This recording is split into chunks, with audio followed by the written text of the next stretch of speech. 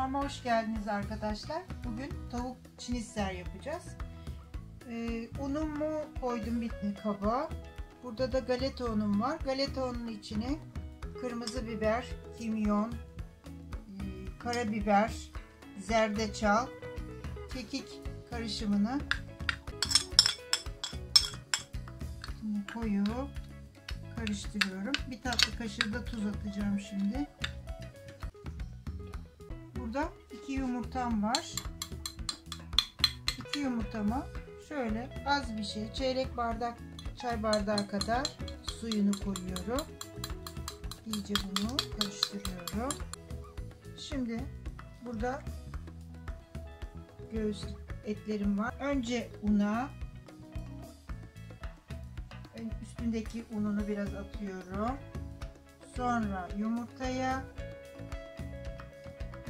sonra galeta unu.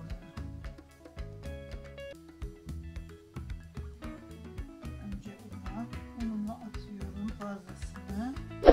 Sonra yumurtaya.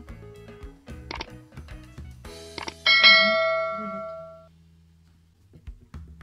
Tavamda yağ kızıyor. Sıcak tavada olacak. Evet, şimdi bunları birer birer kızmış yağ atıyoruz. İsterseniz kasabınıza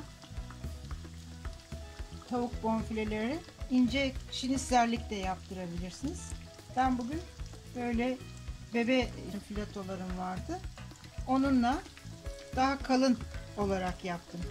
Arkada önlü iyice kızarana kadar bekleyeceğiz. Şimdi öteki taraflarını çeviriyoruz. Nar gibi kızarana kadar kızartacağız iki tarafından.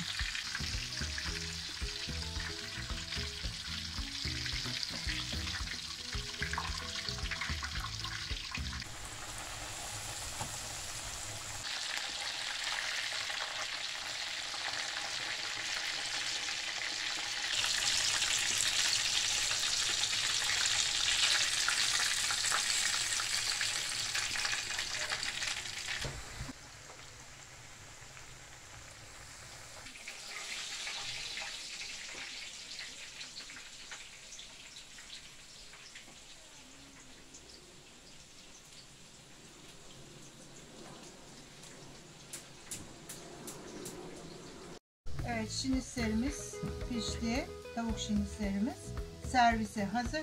Herkese afiyet olsun. Kanalıma abone olmayı, beğeni yapmayı bekliyorum.